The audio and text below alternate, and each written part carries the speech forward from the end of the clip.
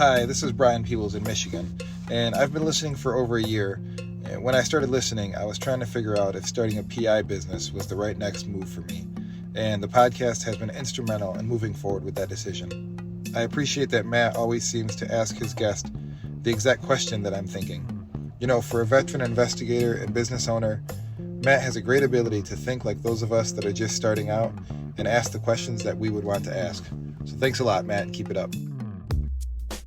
The Campbell Group offers best in the industry pricing, service, and coverage for private investigators. With more than 25 years of experience in the industry and over 3,000 PIs insured nationally, the Campbell team has the expertise to make sure you have the coverage you need. Submit an application and receive a quote within 24 hours. Let them know you're a PI Perspectives listener on your application for $50 off your yearly premium.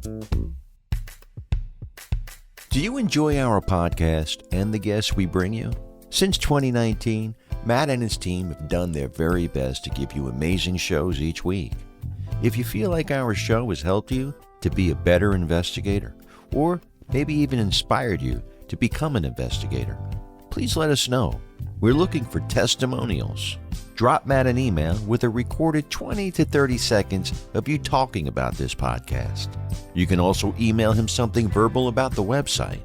His email is matthews@satellitepi.com. And if you really feel blessed for having this content, consider supporting Matt and our show by joining Investigator's Toolbox. You really have to see version 2.0. And at just 49 cents a day, it's a no-brainer. Now let's jump in to this week's episode. Welcome to this week's episode of PI Perspectives. Today we're visited again by our friend and favorite due diligence blogger / investigator, Marcy Phelps. Marcy's incredible at training for due diligence and asset searches. Today we tackle some frequently asked questions. So get ready for Marcy Phelps and your host, private investigator Matt Spaier. And welcome everyone to this week's episode of PI Perspectives. This is Matt Spaier, your host. I'm really happy to welcome back a friend of mine, someone who I really admire a lot because she throws out an incredible amount of content and is just a great resource. I want to welcome Marcy Phelps back to the program. Marcy, how are you? I'm doing well. Thanks, Matt. Yeah, thanks for coming back on. I appreciate it. Like I said earlier, you're just the queen of content when it comes out to research. So many blogs that you've put out in the past. Anybody can blog, right? Anybody can go out and just put their opinion on things and just muse out to the ether. But the content that you put out is actually worthwhile, and I find very helpful in what we do. And you're a researcher, originally a librarian, I think, right? If I remember correctly. Right. Yeah.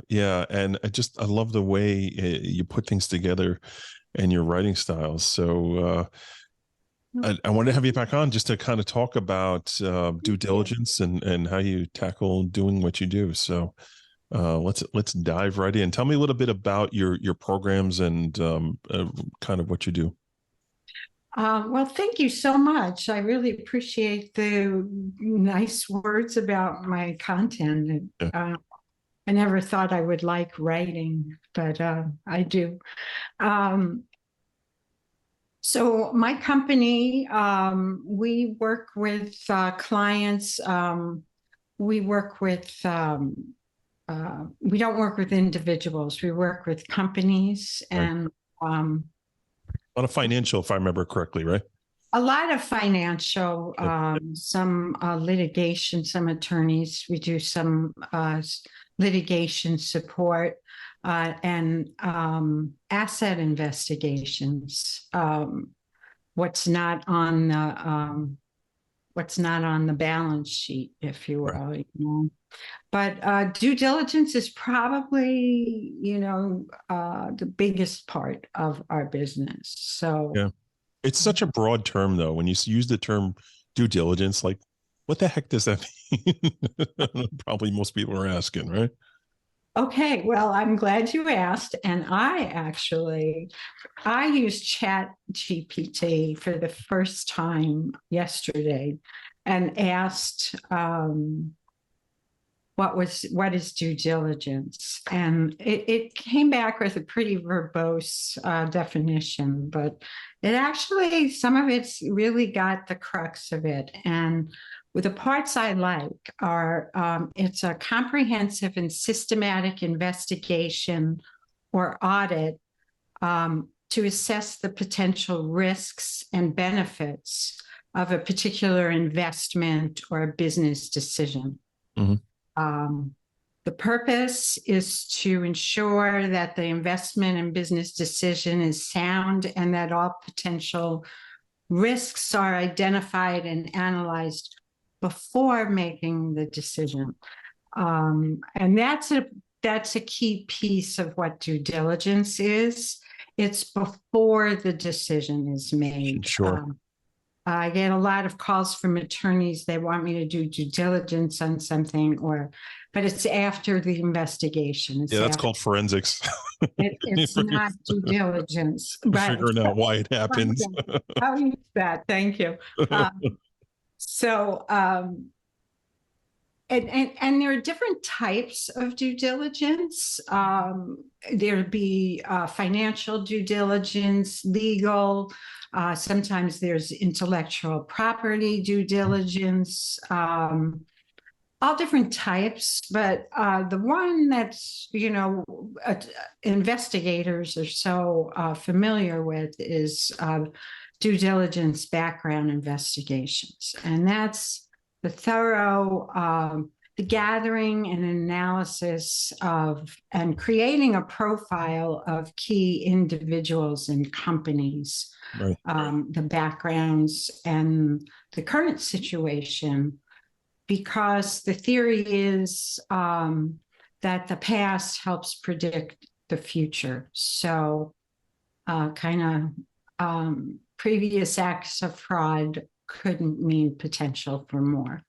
Yeah, I was doing a background on somebody in New York. They had contacted me, and this was one of these. It's more forensics because it was post. It involved like a bookkeeper, and this woman had apparently like embezzled a substantial amount of money, and not really my wheelhouse from what I do, but they were looking for like prior criminal on this particular woman. In the laundry list, I found of like passing bad checks and all this other stuff, like 5 or 6 years before they hired this person. I was like, who did the background on this person? They were taking a bookkeeping job. Like it's like one-on-one. You gotta do a criminal search on it. And it all these things were popping up. It's crazy. And how much they could have saved them so much trouble. They could have saved themselves by doing this first. I mean, imagine making an investment or a merger, acquisition, naming a building after somebody, waiting after the fact. Whoops. The background. So that's the key with due diligence is I'll take it one step further. I'm sorry, I don't mean to interrupt you. How about a politician? Thank you. There's a guy in New York. Oh yeah, some guy in New York. Some guy in New York he's got some trouble. A simple thing like a due diligence check on this individual and their long history could have saved everybody a whole lot of time beforehand. Yeah, definitely some votes could have been casted for another party for sure. But it's crazy. It's crazy how you have it. Even when you're hiring an employee to come work for you, do I do reference checks or not? Do they list a reference? Like, do I call or not? Like, what's the benefit of that? Do I want to open Pandora's box and find out? It's crazy. I know I've had people that work for me that have worked for me in the past, and I, like afterwards, I was like, damn it, why didn't I just call those references? I probably would have saved myself. So it's definitely a problem, right? Right. Absolutely. I do want to point out that employment checks are a little different than due diligence. Yes. and that sometimes employment checks are just required and due diligence may not be, but you've got the Fair Credit Reporting Act coming Exactly. Yeah. in, Yeah. and you can only go back so far in an investment or a merger and non-employment, and other situations where the Fair Credit Reporting Act wouldn't come in. You can go back as far as you want, Yeah. and it's suggested you go back as far as you can. So. Yeah. I remember years ago, oh God, it's probably, I want to say it was back in like 2018, 2017. I had gone out to Hollywood, gone to a movie studio to go pitch like background services. Like we were doing monitoring, like geofence monitoring and social media monitoring. And it was all new technology. It was really cool stuff. And we go to this studio and we're pitching it. And I remember sitting down with a guy and he's like, this is really cool. It's amazing, but you can find out. He goes, but I'm a little concerned. I feel like this is like eavesdropping. Like I don't want to know all this stuff. Right. And it's like you have this attitude that's reactionary as opposed to being proactive. And that's one of the key things to get over in doing this type of work. Having the client understand that they need to be proactive and do these due diligence. I mean, some are required, right? You talk about financial and things like that, but on a whole, if you're getting into a deal with somebody for whatever reason, know who you're doing business with, and hiring a professional is so important, right? Oh, absolutely. It just, will the culture fit? I mean, there's so many things to take into consideration.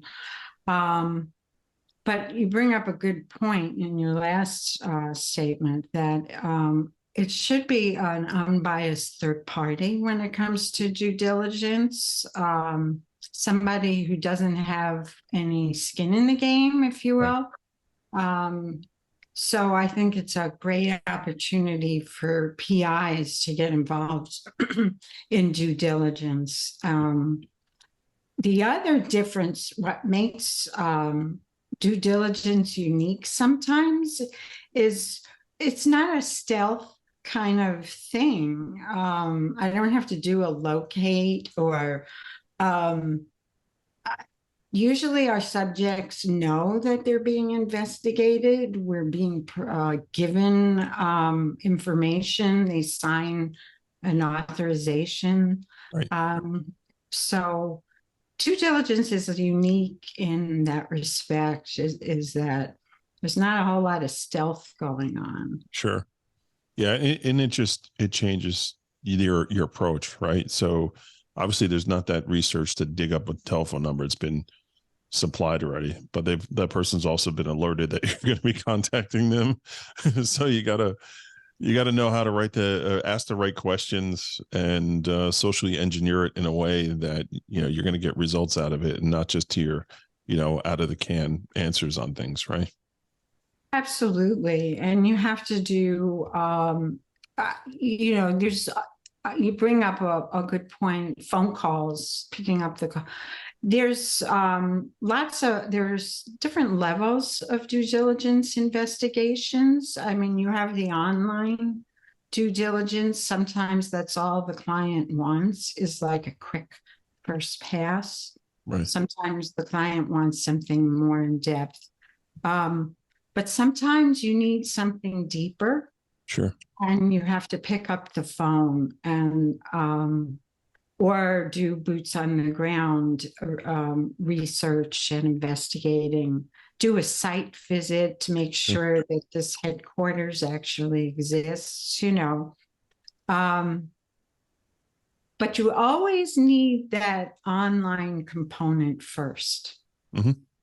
So a lot of due diligence is online research.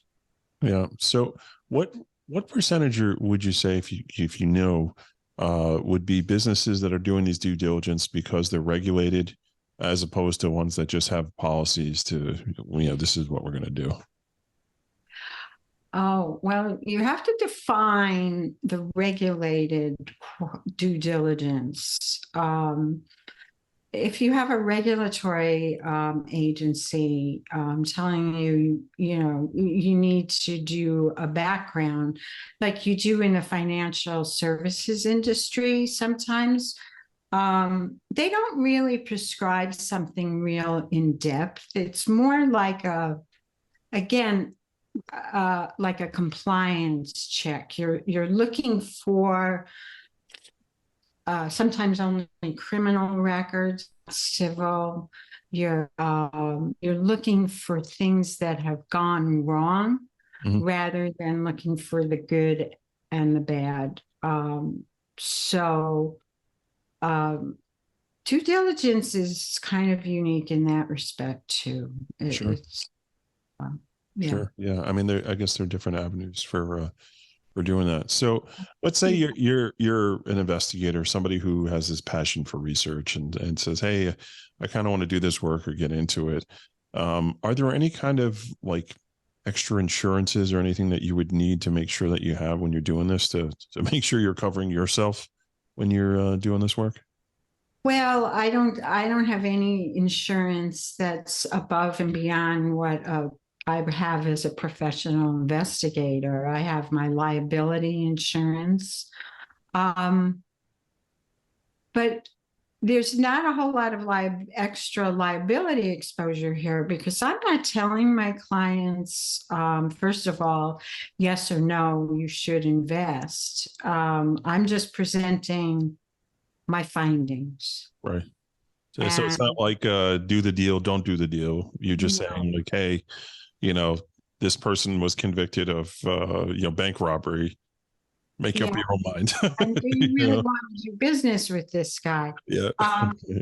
But and then also I have, especially in the case of online research, since not everything is online, you do a court docket search. You're not necessarily going to catch everything, It's so there are disclaimers that I use in my reports, and I manage in conversations as well. So I have ways to manage expectations. Sure. Yeah. So. Yeah, no, that's important. It's important to do. So I think we're going to take a quick break here, and when we jump back in, we'll keep hammering down on the topic here and just giving some pointers maybe on to folks who are interested in doing this kind of work. So everybody sit tight, and we'll be right back. I want to talk to everybody today about ScopeNow.com. ScopeNow has been a big-time sponsor of this program for quite some time, and I just love their service. I've been using them since the beginning. I'm one of their beta customers, and it's been so awesome to see them grow into the business that they are today, and just how they just keep reinventing themselves and pushing themselves to get more and more information. What it comes down to is ScopeNow is a tool that you definitely need to use if you do social media investigations, any internet research, and really spending less time digging around and looking for information. I think is one of the best points of how ScopeNow can help you. Their AI platform, their analytics are amazing. You really get an idea of what you need. You're reducing the time, you're reducing the manpower that you're spending on doing this research, because they're essentially doing it for you, and they're doing it correctly, which is most important. One of the new things that they're actually offering is this flagging system where you can flag behaviors and really highlight and look out for fraud. If you're doing a lot of fraud research, this is a fantastic tool, and you can set up alerts. So you have particular people that you're looking at, you can actually set up alerts to get notifications when the criteria that you set up is actually is flagged and goes off. It's really, really amazing. And their relationship and association analytics are top notch, really cutting edge and really, really cool. When they brought that out on version 3, it was a game changer. I mean, really being able to see how people interact together and having that relationship, analysis is really, really something that's cool. One of the other things about being involved with ScopeNow is their ability to offer webinars. Their team is cutting edge on putting together and getting out really, really great content. If you're a member of Scope Now, if you know who they are, you've seen them around on LinkedIn, you'll know that they're constantly doing webinars on these new websites that are coming out, and they're really staying on top of it. And don't forget, any reports that you generate, you can actually white label those reports and put your own logos on and really make them look professional, which could equate to more billing for you as well. So check them out today. It's www.scopenow.com. They're a great company. They should be one of the tools in your toolbox, along with whatever kind of search engines you do. You need to make sure that Scope Now is a part of that suite. Scopenow.com. Are you an investigative professional with an international problem you can't solve? Conflict International has the knowledge and relationships to jump in for you. We compensate investigators for referring cases to our office. Contact us today for details. Conflict International uses insight, intelligence, investigation, risk management, and strategic solutions to solve problems troubling individuals and companies of all kinds, anywhere around the world. Whether you're planning to hire a person to a position of trust, carry out due diligence on a company, trace hidden assets, or require skilled boots on the ground, Conflict International investigators can seamlessly pursue a case across borders, offering a truly global solution. Find out about our extensive range of services at conflictinternational.com. Conflict International, global reach, international knowledge. Check out the PI Institute of Education at piinstitute.com. Since 1989, Kelly Riddle has been teaching on subjects such as surveillance, nursing home investigations, insurance fraud, domestic investigations, hidden assets, and accident scene investigations. The PI Institute of Education is a featured learning partner in the investigatorstoolbox.com. So check out the free content on the site, then visit the Institute for more great savings on additional classes. Satellite Investigations is the premier investigation resource in New York State. Founder Matthew Spaier was named PI Magazine's Investigator of the Year. If you need investigative assistance in New York State, visit their site at satellitepi.com. Get results, not excuses. And welcome back to PI Perspectives. This is Matt Spaier, your host. We're here with Marcy Phelps today, Marcy Phelps and Associates. Marcy, welcome back to the program. Thank you. Thank you. Yeah. So before we jump back in, we're talking about tips and tricks, and Marcy had some great suggestions prior to us taking a break on making sure that you're covering certain areas or putting certain language in contracts and things like that. So Marcy has education courses that are available online through Illumio. So tell me a little bit about what those courses are and how folks go about getting those. Okay, so it's at illumio.com, ILLEMEO. Mhm. And it's a learning platform, and I have several courses there, including due diligence, background investigations, finding assets, industry research, court searching, public records searching. That's a pretty popular one. Sure. Yep. And I have one on how to be a better researcher anytime you're faced with having to find information, a systematic way to go about it. Sure. Yeah. Having that methodology is so important.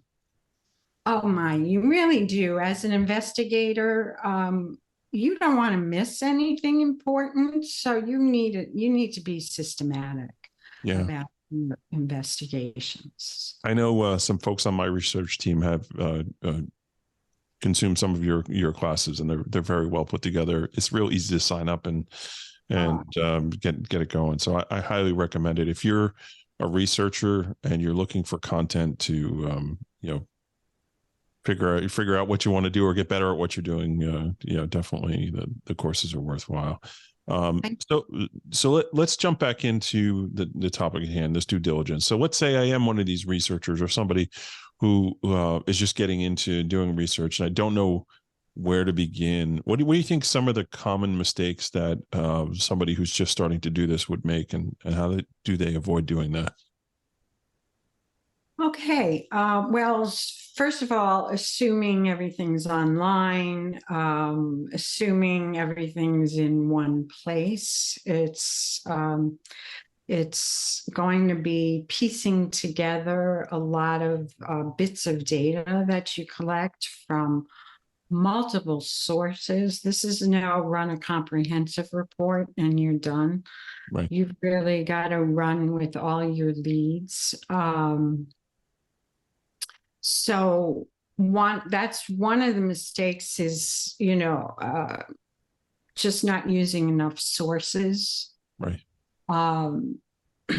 Probably another mistake I see is forgetting the news and social media. Right. There's quite a bit of public records involved, regulatory. You want to look at property records, assets, liabilities. Those things are pretty, readily available through public records. A lot of investigators stop there and Right. they forget the news and social media part because there's so much that's just not in the public record. Not so recently. It's just an example. A piece of property that in the tax assessor's record looks like nothing but vacant land. In the news, you can find out that they've struck oil there. Right. So, which is pretty valuable for, when you're heavily into assets in your due diligence. Sure. I think another mistake is focusing on just the negative. Not getting the full picture. Due diligence is really a 360-degree view. Yeah, that's a good point. That's a good point. The reports are good too.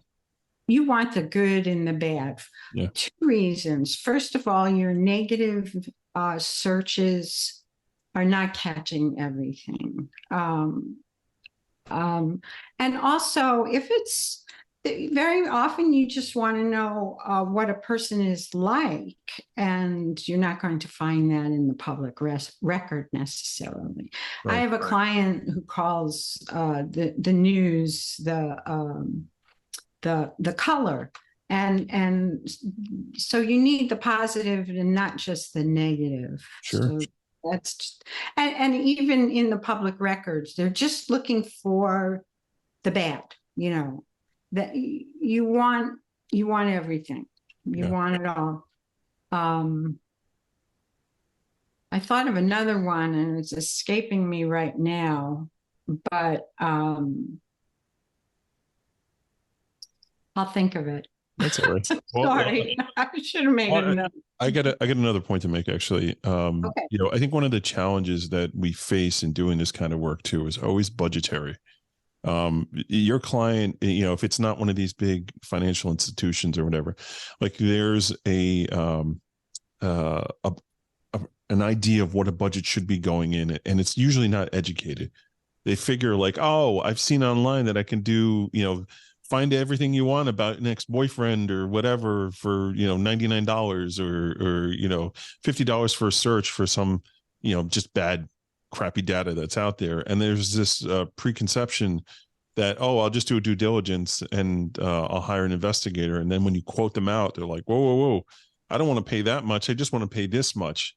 And then there's the challenge of like, when do you stop? Right. So if you're doing the work, and I think you had mentioned earlier about the comprehensive searches, and investigators stop at that particular point. I think a lot of time they stop, not because they want to stop or feel that they're done, but because of the budgetary reason, like, okay, I have hit my budget wall here and I don't want to work for free. And it is what it is at this point. It's definitely a challenge. What has been your experience in dealing with that? Honestly, when it comes to due diligence and working with the corporate investors, commercial investors, I find that they're not very sensitive to price. They're They're in a high risk, usually with due diligence, they're in a high risk situation. Sure. And as an investigator, you can do things that they can't do simply. So, And testify about them. There's more credibility. you know, and in due diligence, they need this third unbiased third party. Sure. They need your skills, and they have high risk. So honestly, I haven't seen. I have actually had two clients tell me I needed to raise my prices. Okay. So, those are friends. Those are good people. those are the best clients, and you always listen to them. Oh, sure. On that one, absolutely. But I really haven't found that too much in my due diligence clients. What I do, you make a point though. There are limitations, you know, depending on the stage of the deal. For example, I have clients who use me right at the end, right when they're ready to sign. So, but then and so it's very focused on one company. But then I have a client who's just looking at all the possible companies. So I may be doing just a kind of a first pass on 4 companies, say. So there are, again, those levels of due diligence. Not all due diligence has to be that full-blown deep dive. Yeah, no, that's a good point. There's definitely different levels of stuff. It just, my own experience, you know, in doing this, and again, I don't do a lot of this stuff, but you come in and, you know, someone will contact you and they're, you know, looking for a price on something, and you quote them out. A lot of times it's small businesses, you know, that they're, you know, looking to do something, and they're like, okay, you know, like I'm thinking about doing this real estate deal. Like I get that a lot. Attorney, like what I get a lot actually is attorneys that I work with that have these huge settlements, and they get money, and they're like, okay, I want to do something with money now. I'm going to go do a business deal with real estate. I'm going to buy a building or do whatever. I need due diligence on these people I'm partnering up with, you know, like do that. Like that's the kind of stuff I do. And then they don't want to spend the money. So. Okay, now that I agree with you. That's the entrepreneur. Yeah.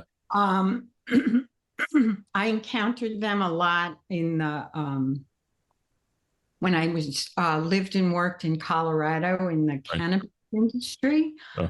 I mean, we're talking bad deals all we're talking bad partnerships that they're spending millions to get out of. Yeah. But they don't want to spend $1,500 for a due diligence background investigation. Yeah. Which is why I'm no longer working in that industry. And that's why I now work for the commercial investors and not those entrepreneurs. Imagine if the Tiger King would have contacted you before everything went down to go do due diligence on their business deals. No, I don't. I prefer the corporate level. Yeah, I'm sure you do. I think we all do. You're right. Those entrepreneurs, it's so bizarre. It's so bizarre. Yeah, it's just crazy. Like, you know, like I said, I don't do a lot of it, but every now and then when I get it, it's like those are the types of things they're looking for. And you know, you can only do so much, and it always is a budgetary thing. You know, it's like, okay. Yeah, I think of that like the Chris Rock bit from years ago, right? You're like, how much for this? How much for that? And the price keeps dropping down, right? You know, to offer options unless it's ridiculous. You know, I always offer options. Well, for this, I can do, for that budget, I can do this. Yeah. And here's what it includes. And more importantly, here's what it's missing. Yeah. And sometimes clients go for it, and sometimes they're just, I want the full deal once they see what they're missing. But I think as investigators, we need to, I don't know. I'm at the stage of my career, perhaps, where I'm a bit more selective about who I'm working Sure. with. Yeah. I've been in business. It's about 23 years right Oh, now. wow. Yeah. Congrats. Thanks. I haven't been a PI that whole time, Sure. but I've been doing research that whole time.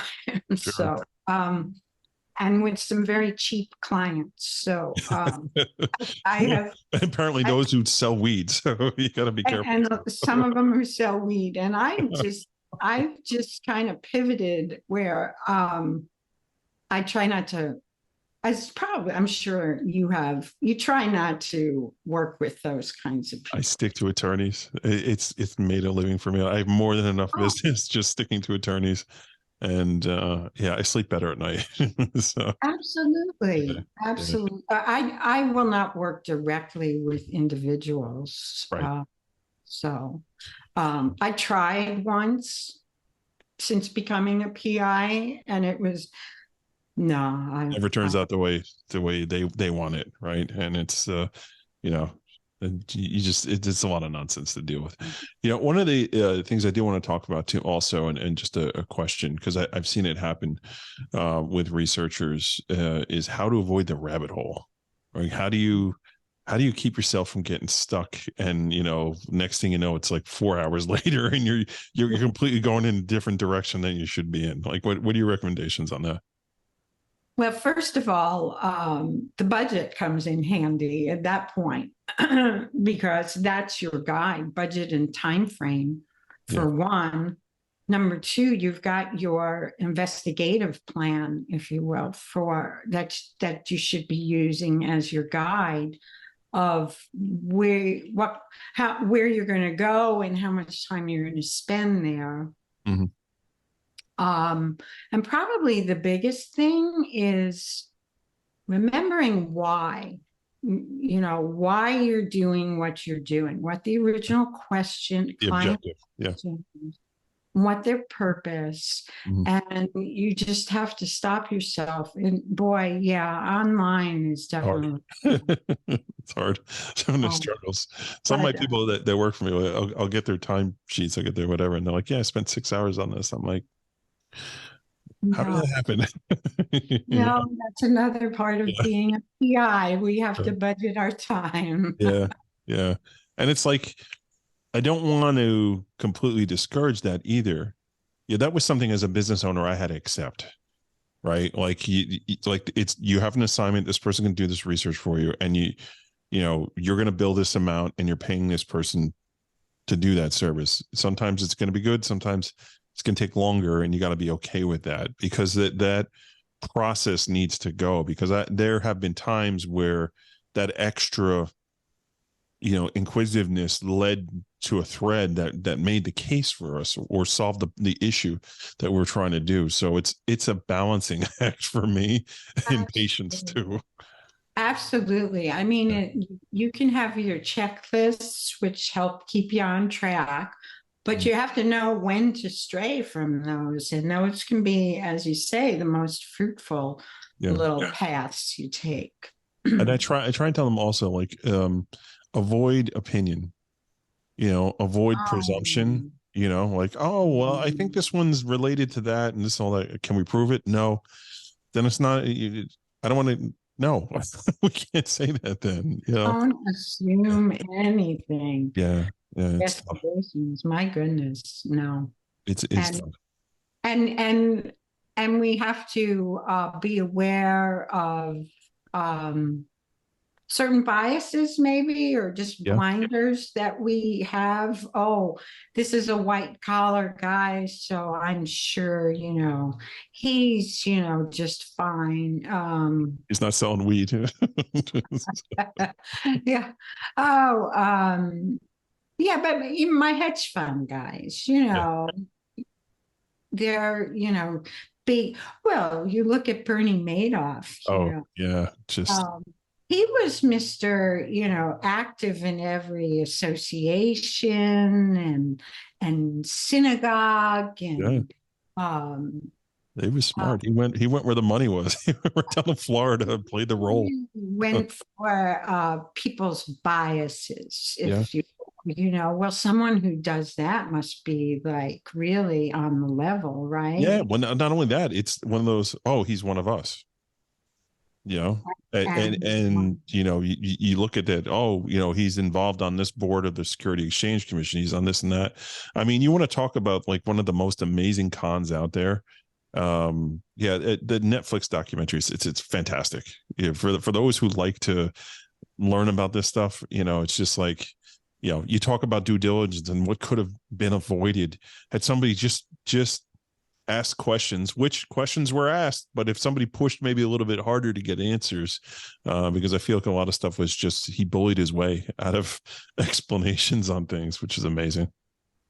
It's such an interesting dynamic with these high profile cases. Elizabeth Holmes, another one. Yeah. Due diligence fail, George Santos. Mm-hmm. I don't know anything about that. It's fear of missing out. Yeah. Well, the other guy is investing and they must have checked them out. Right. So I don't have to check them out. That's another mistake, not the investigators make, but our clients make. That was a big thing in the Elizabeth Holmes case. I think it was Walgreens didn't do any, and they really took a hit in that. Yep. They didn't do any due diligence because Safeway invested, so they must have done due diligence. It's very, so we all have our little biases. Yeah. The clients and the investigators. Perfect storm. Yeah. It's crazy. It's crazy how, Monday morning quarterback, right? You go back and you're like, yeah, it's blatantly obvious. There is something going on here. But like in the midst of everything, you see how it happened, And I think what was interesting about the Madoff situation was one of the guys that was a huge investor there, like figured out what he was doing. And then he was giving him money, to continue doing it, but he was also taking money back. And this guy ended up making much more money out of this than anybody else. And, I don't think I've heard of that guy. Yeah. It was interesting to see it. Yeah. He figured it out. And he's like, I know what you're doing. And Madoff is like, okay, but I need like $100 million. Otherwise it's done. He's like, yeah, I'll give you your $100 million, but this is what's going to cost you. I want him. Exactly. I was like, wow. And there were signs. With Madoff, there were signs. And this is how interesting it is when you come with due diligence. People just want it to work, and then when the red flags come up, they're like, yeah, whatever, I'm too focused on making my millions or whatever. Or then 9/11 happens, and it's like, okay, everything that this whole big investigation, like we're taking all our resources now and putting it, the federal government is putting it somewhere else because we got to do it, and that kind of stretched it out a few years longer than it had to as well. It's crazy, the perfect storm of that situation. I mean, really, I was talking to my buddy about this the other day. The whole investing in the stock market and all this other stuff. Like you're not going to get rich easy. There's no get rich quick thing. Like there's manipulation going on back and forth. And it's all, a group of people that control how that all works. And, I think, these frauds and these things that take place, they play on the greed of mankind. We're all trying to. Well, it's all about greed. Yeah. On everybody's part on both sides. But yeah, people want the get rich part without the risk part. Yeah. They forgot that anything with that. Well, first of all, that's the other thing. Anything with returns, like he was saying he was getting, is like ridiculous. But it was the same situation with Holmes, right? The other ones are making their money and they must have done their due diligence. So, why should I not get mine? Oh, absolutely. So there were signs in all these cases. There always are. And people just choose to ignore them. Sure. Very strange. Sure. I'm just a low risk kind of gal, you I'm know, with you. I'm with you on that. and Yeah. my investments are very low risk. Yeah. That's another show for another day, though. We're going to wind down here. This was awesome. I really appreciate you coming on, Marcy. You're always a pleasure to talk to. And I see the passion you have for research. And I'm thankful that you feel the need to share it with others. Especially, you know, folks that are just getting started. You know, the 10% growth rate in our industry is it's real, you know, and people, you know, need to know how to do all these things and have content out there, you know, to learn how to do this stuff. So why don't you tell folks again one more time, how can they find your material out there and go ahead and get it? Illumio, ILLEMEO.com, and just search for Phelps in there and you'll see my courses come up. Awesome. So again, thank you so much for coming on and being a part of this. I want to thank everybody for tuning in, and we'll catch everyone on the next show. So take care, everyone. Thanks for checking out this week's show. Marcy's always great and is very knowledgeable. Consider taking one of her training courses. You won't be disappointed. The link is in the show notes. Thank you to the Campbell Insurance Group for sponsoring our show. And remember to tell them you listen to the show to save $50 when you apply for insurance. Also, big thanks to Conflict International, PI Institute for Education, Scope Now, and Satellite Investigations for sponsoring the show. And don't forget about investigatorstoolbox.com. You can now save $50 just by typing in version 2.0 25%. If you have a question or a comment about the show, just email Matt at matthews@satellitepi.com. You can also find him on LinkedIn, Instagram, and Facebook. We'd like your feedback to bring you the best shows possible. And we'll be back next week with a new show, so make sure you tune in. Stay safe out there.